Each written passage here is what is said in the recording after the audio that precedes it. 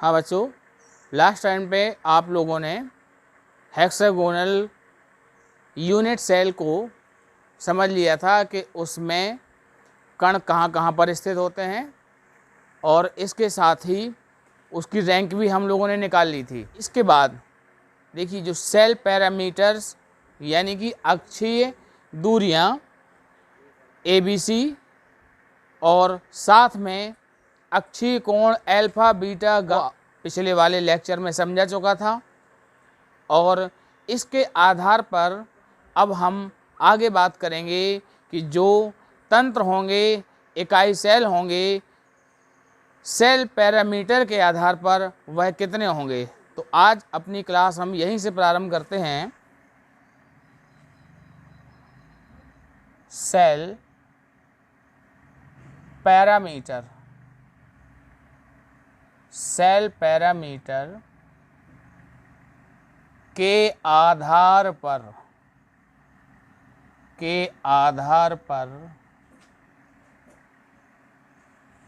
इकाई सेल का वर्गीकरण, और ये होते हैं 7 प्रकार के, 7 प्रकार। ठीक, इनको याद करने का भी एक तरीका है जिसको मैं आपको अभी समझाऊंगा। पहले तो हम पहले कॉलम में बनाएंगे इकाई सेल ऑब्लिक तंत्र का नाम। ठीक, और दूसरे में लिखेंगे सेल पैरामीटर,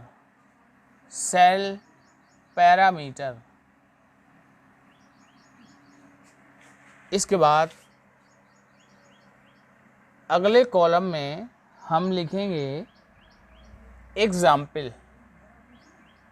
एग्जाम्पल, उदाहरण उसके, और इसके बाद एक और कॉलम बनाते हैं जिसमें हम ये जानेंगे कि घटक कणों की स्थिति के आधार पर, घटक कणों की स्थिति के आधार पर इकाई सेल की संख्या डैश नाम। पहले संख्या को समझेंगे और इसके बाद फिर उसका नाम भी हम जानेंगे। तो ये जो संख्या निकल कर आएगी इसको हम कहेंगे ब्रेविस जालक।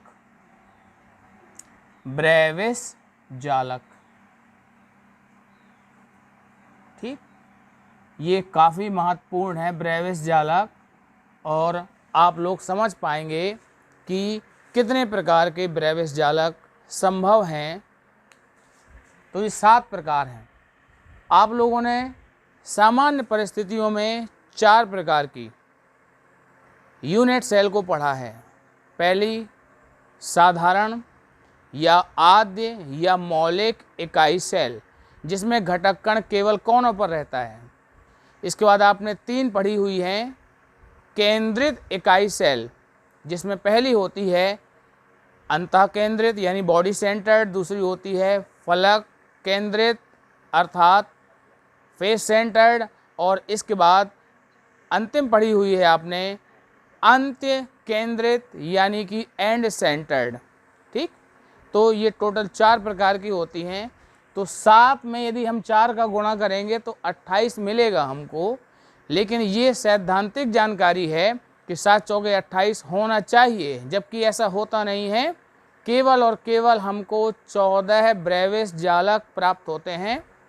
ये प्रायोगिक तौर पर देखा गया है, और ये कैसे बनते हैं, कैसे हम याद रख सकते हैं इनको, इस चीज़ को यहाँ बोर्ड पर आप समझेंगे। तो देखिए बच्चों, सबसे पहला इस टेबल को बेहतर ढंग से कंप्लीट करने के लिए एक लाइन और मैं डाल देता हूं यहां पर।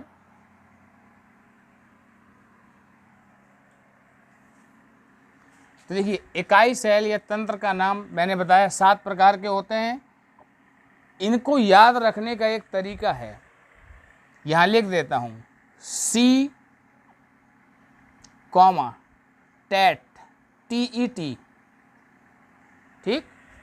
इसके बाद ओ एम तो ओम बनेगा, फिर इसके बाद ट्रिक TRIC, इसके बाद HE, फिर कॉमा लगा के RHO। तो अगर इसका शॉर्ट फॉर्म देखें तो आपको समझ में आ रहा होगा, सी टेट ओम ट्रिक हीरो। ये 7 हैं, पहला सी, दूसरा टेट, तीसरा ओ, चौथा एम, इसके बाद ट्रिक, इसके बाद HE, इसके बाद RHO। पहला पढ़ते हैं, नंबर 1, सी फॉर होगा cubic, CUBIC, cubic system, cubic system, ठीक। अब क्यूबिक सिस्टम को हम लोग कई बार पढ़ चुके हैं पहले। इसकी हिंदी होगी घनीय तंत्र, घनीय तंत्र। और इसको आप लोग अच्छी तरह से जानते हैं। पैरामीटर क्या होंगे इसके, A बराबर होगा B बराबर होगा C, और अल्फा बराबर होगा बीटा बराबर गामा बराबर 90 अंश। ये आप लोग जानते हैं अच्छी तरह से, ठीक है। और इसके जो उदाहरण होंगे मैं यहाँ लिख देता हूँ। इसका उदाहरण होगा हमारा NaCl और ZnS। ZnS को हम कहते हैं यसद यानी जिंक ब्लेंडे, जिंक ब्लेंडे।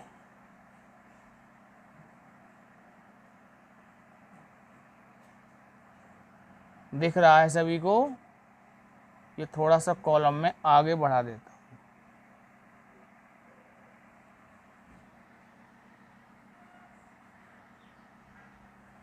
और देखिए, आप लोगों ने ये बात पढ़ ली है पहले कि क्यूबिक सिस्टम में 3 प्रकार की इकाई सेल हमको मिलती हैं। 3 प्रकार की, कौन कौन सी? सिंपल, SIMPLE, सिंपल जानते हैं, जिसको हम कहते हैं आद्य ऑब्लिक मौलिक, इसी को कहा जाता है आद्य या मौलिक। और दूसरी होगी बॉडी, बॉडी सेंटर्ड, और तीसरी होगी फेस सेंटर्ड, ठीक। इतनी बात समझ में आ गई सबको? ये तो आप जानते ही थे पहले से। इसमें एक और उदाहरण होता है, तो कॉमा लगा के लिख लें आप, CU कॉपर। तो 3 उदाहरण हैं जिनको हमें ध्यान रखना है। में NCERT में कुछ ऐसे क्वेश्चन बने हुए हैं जिनमें किसी भी 2 सेलों में, तंत्रों में अंतर अगर पूछा जाएगा तो अंतर की व्याख्या हम कैसे करेंगे? पैरामीटर के द्वारा करेंगे, और उनमें पाई जाने वाली घटक कणों की व्यवस्था के आधार पर करेंगे। तो 2 अंतर हमको मिलेंगे। तो अंतर करने के लिए कौन कौन से कॉलम हो जाएंगे हमारा? एक तो हो जाएगा सेल पैरामीटर वाला कॉलम, और दूसरा वाला हो जाएगा घटक कणों की स्थिति के आधार वाला। और जब भी अंतर लिखते हैं हम तो एग्जाम्पल लिखना उसमें अनिवार्य होता है, तो इसलिए मैंने यहाँ पर उदाहरण भी लिखे हुए हैं। ये काफ़ी महत्वपूर्ण टेबल है, जिससे हम किसी भी इकाई सेल की, मतलब ब्रेविस जालक की कणों की स्थिति के बारे में जानकारी कर सकते हैं, और साथ में उसके क्या पैरामीटर हैं उनकी जानकारी हम प्राप्त कर सकते हैं। तो देखिए, पहला बिल्कुल क्लियर है सभी को। अब मैं इसमें एक लाइन खींच देता हूँ ताकि ये एक दूसरे में बिल्कुल भी ना मिलें। अब देखते हैं दूसरा, C से क्यूबिक बना और T से TET लिखा है तो इससे बनता है टेट्रागोनल, TETRAGONAL, टेट्रागोनल सिस्टम। और टेट्रागोनल सिस्टम को हम हिंदी में कहते हैं चतुष्कोणीय, चतुष्कोणीय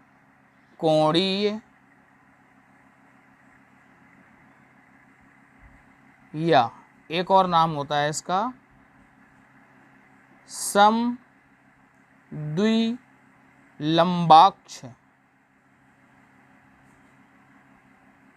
तंत्र। अब जो कुछ तंत्र हमको मिलेंगे इनमें ये चीज़ कॉमन रहने वाली है, ठीक। अल्फा बीटा और गामा की जो वैल्यू है वह कॉमन रहेगी, परिवर्तन होगा अक्षीय दूरियों में, तो इसको हम ध्यान रखेंगे।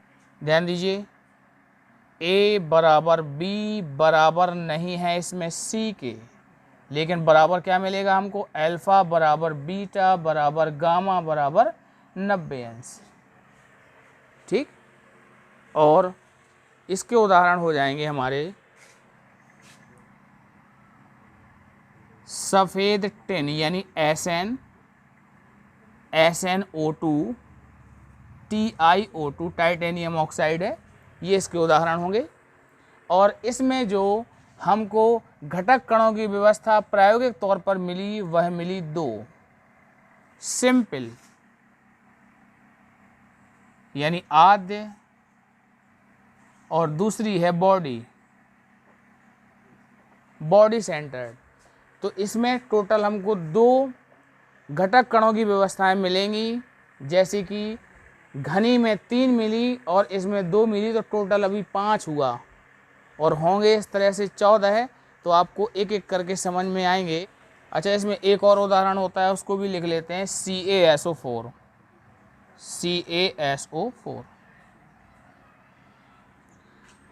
अच्छा, कुछ जगह इसका नाम केवल द्विलंबाक्ष तंत्र भी लिखा हुआ है, तो इससे आपको बिल्कुल भी परेशानी नहीं होनी चाहिए, टेट्रागोनल है ये सिस्टम। अब आते हैं तीसरे नंबर पे, तो पहले इसको हम क्लोज कर लेते हैं।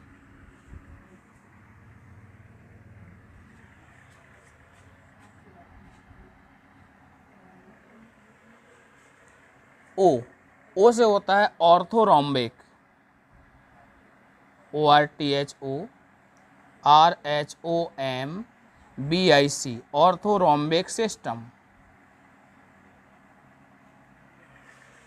और इसको हम हिंदी में कहेंगे विषम लंबाक्ष,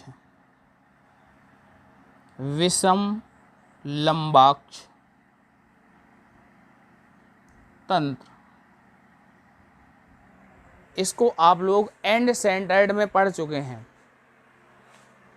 और इसमें आपको पता है कि A बराबर नहीं होता है B और बराबर नहीं होता है C, जबकि अल्फा बराबर बीटा बराबर गामा बराबर होता है 90 अंश। तो देखिए, ये अभी तीनों में ये चीज़ कॉमन आ रही है, अल्फा बीटा गामा क्या है, 90 अंश है। अब पहले वाले में तीनों बराबर थे, दूसरे वाले में C बराबर नहीं है, तीसरे वाले में कोई भी बराबर नहीं है, ठीक। इतनी बात समझ में आ रही होगी सभी बच्चों को। अब देखिए, इसके जो उदाहरण हैं वह जान लेते हैं, KNO3, BaSO4, और सल्फ़र में एक पाया जाता है, तो इसी के नाम पर उसमें सल्फ़र और जोड़ देना है, तो हम इसको कहेंगे विषम लंबाक्ष S फॉर सल्फ़र, ठीक। अब देखिए, ये विशेष प्रकार का तंत्र है जिसमें सभी प्रकार की यूनिट सेल पाई जाएंगी, 4, मतलब सिंपल, और दूसरी होगी इसमें बॉडी, वाह, आगे और लिख देता हूँ इस तरफ, फेस, वाह, एंड सेंटर्ड। सभी को दिख रहा है यहाँ, 4 ही तो होते हैं टोटल, तो ये 4 इसमें पाई जाती हैं। तो देखिए, यहाँ पर हम कैसे याद रखेंगे, 3 2 4। ठीक, इसके बाद देखिए अगला ओ के बाद क्या आया, एम, तो एम से बनेगा मोनोक्लिनिक। इसको पूरा खत्म कर लेते हैं।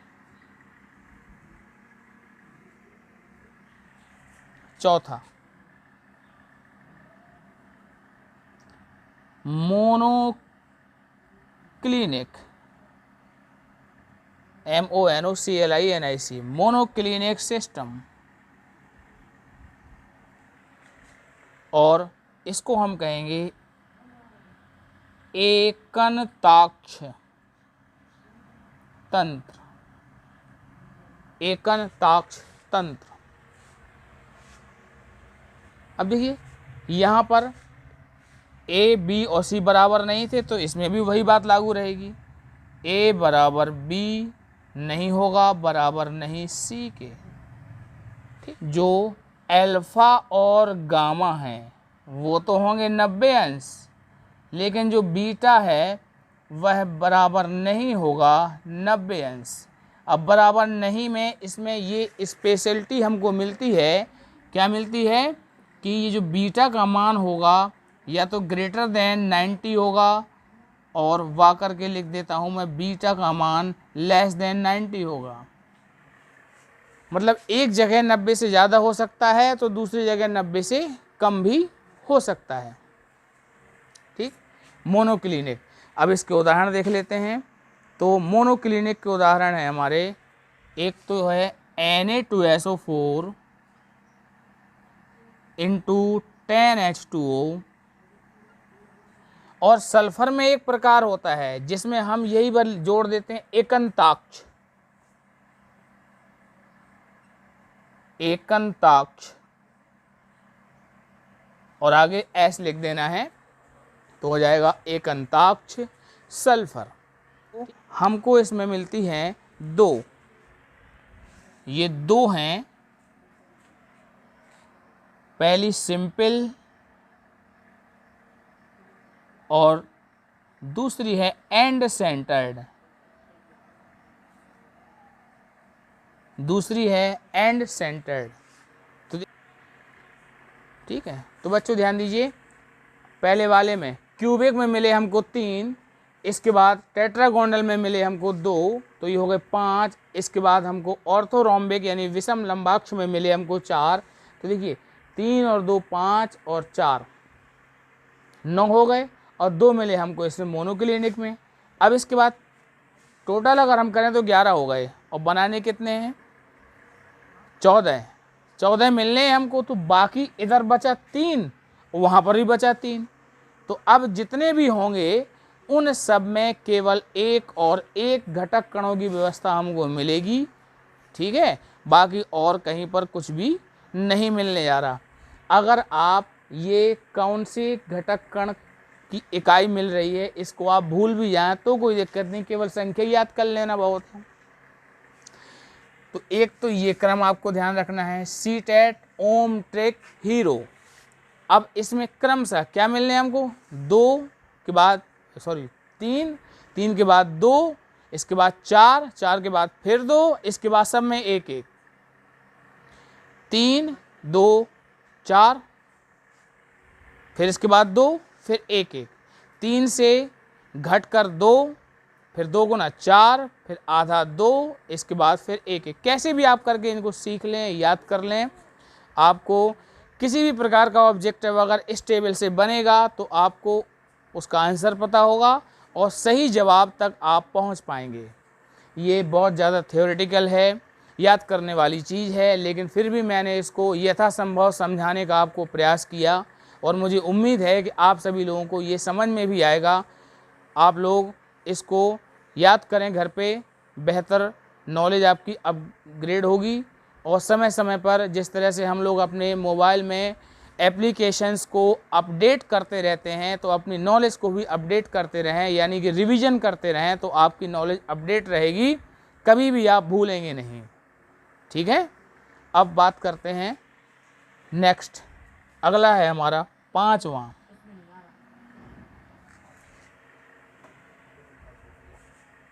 Triclinic system. तृणताक्ष, तृणताक्ष तंत्र, इसको हम कहेंगे तृणताक्ष तंत्र। और एक और नाम होता है इसका, तो या करके मैं लिख देता हूं, त्रिकोणीय, त्रिकोणीय तंत्र। ठीक है, अब हम बात करते हैं इसके सेल पैरामीटर के बारे में। तो इसमें जो ट्राइक्लिनिक है, देखिए इस तरफ चला रहा था हमारा, ए बराबर नहीं है, बी बराबर नहीं है सी के, इसमें भी वही बात लागू रहेगी, ए बराबर नहीं, बी बराबर नहीं सी। और यहाँ पर देखिए ये बीटा इसमें गड़बड़ हुआ था, इसमें सब गड़बड़ हो जाएंगे आपके। अल्फा बराबर नहीं होगा बीटा, बराबर नहीं होगा गामा, बराबर नहीं होगा 90 अंश के। तो अल्फा, बीटा और गामा तीनों इसमें 90 अंश के बराबर नहीं होंगे, ना ए बी सी बराबर होगी। तो तृणताक्ष सिस्टम सबसे ज़्यादा डिस्टर्बिंग होगा, जिसमें सारे पैरामीटर्स को यहाँ फिर से एक बार मैं इंडिकेट कर देता हूँ, ए बी सी व अल्फा बीटा गामा, ये सब कुछ गड़बड़ रहेंगे इसमें। ठीक, H3BO3 K2Cr2O7 CuSO4 × 5H2O। देखिए तीन उदाहरण भले ही लिखे हैं मैंने, आप कम से कम एक ही याद रख लें। तो पोटेशियम डाइक्रोमेट, ये एक ऑक्सीकारक पदार्थ है जो कि डी ब्लॉक में एक यौगिक के रूप में आपको पढ़ने को मिलेगा। इसके बनाने के मेथड होंगे और इसके ऑक्सीकारक गुणों का भी अध्ययन करना है। तो आप इसको ज़रूर ध्यान रखें कि K2Cr2O7 एक ऐसा क्रिस्टल तंत्र है जो कि ट्राइक्लिनिक मोड में रहेगा, यानी उसमें अल्फा बीटा गामा के मान बराबर नहीं होंगे और ना ही ए बी सी के मान बराबर होंगे। और देखिए यहाँ पर जो हमको ब्रेविस जालक मिलेगा वो एक ही होगा और एक में भी होगा सिंपल। सामान्यतः जिसमें एक मिलेगा वो सिंपल मिलेगा। आपको याद होगा हमने हेक्सागोनल पढ़ा था जिसमें मिक्स मिला हुआ था। ठीक है बच्चों, तो यहाँ तक सबको समझ में आ गया। अब इस बोर्ड में इतने ही बन पाएंगे, तो आप लोग इसका पहले तो स्क्रीनशॉट ले लीजिएगा। ध्यान दीजिए, 6वें नंबर पे आप पढ़ चुके हैं पहले ही हेक्सागोनल सिस्टम, जिसको हम कहेंगे षटकोणीय तंत्र। इसकी रैंक हम लोगों ने निकाली थी, 6 आई थी। और इसमें आप लोगों को पता है कि इसकी जो पैरामीटर्स हैं हेक्सागोनल के, वो इस प्रकार से रहते हैं कि ए और बी तो रहेगा बराबर, लेकिन सी नहीं रहेगा इसके बराबर। ठीक है, और जो कोणों की पोजीशन होती है वह कुछ इस प्रकार से रहती है कि अल्फा और बीटा तो होते हैं 90 अंश, लेकिन हमने गामा वहाँ पर देखा था 120 अंश। तभी कोने पर स्थित कण का योगदान वहाँ कंट्रीब्यूशन हमको मिला था 1/6 का। और इसका ये जो हेक्सागोनल सिस्टम है, इसके एग्जाम्पल देख लीजिए। तो इसके एग्जाम्पल में आएंगे हमारा graphite,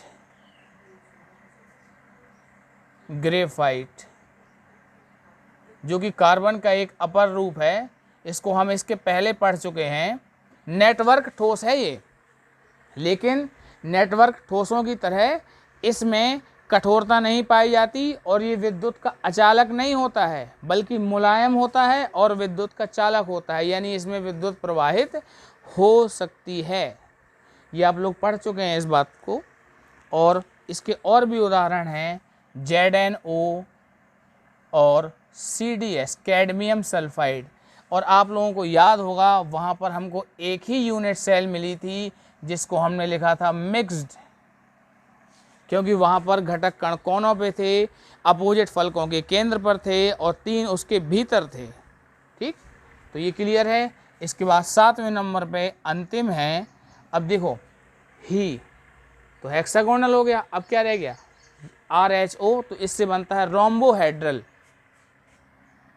RHO MBOHEDRAL,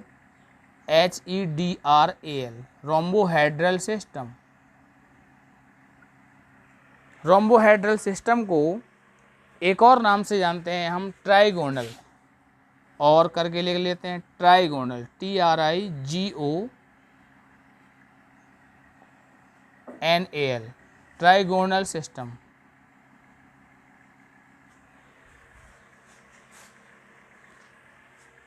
TRIGONAL, trigonal system.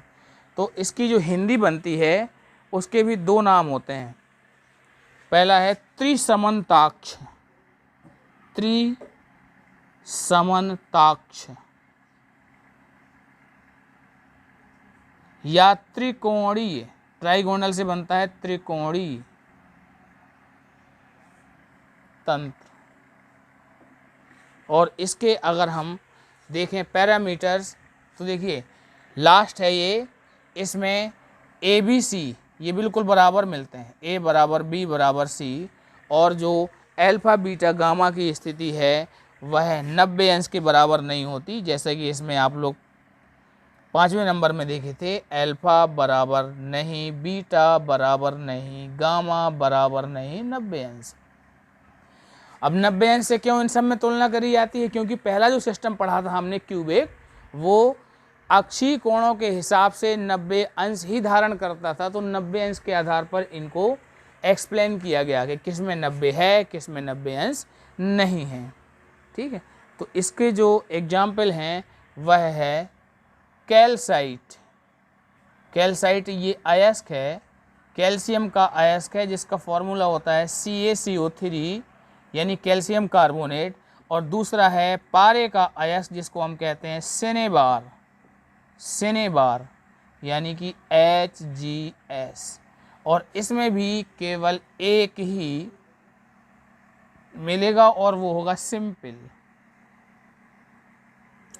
तो इस प्रकार देखें, ये पूरी टेबल 7 की कंप्लीट हो गई, जिसमें हमें यहाँ 7 प्रकार की इकाई सेल या तंत्र मिले, जिनको याद करने का जो शॉर्ट ट्रिक है मैंने यहाँ पर लिख दिया था। ये याद करने का शॉर्ट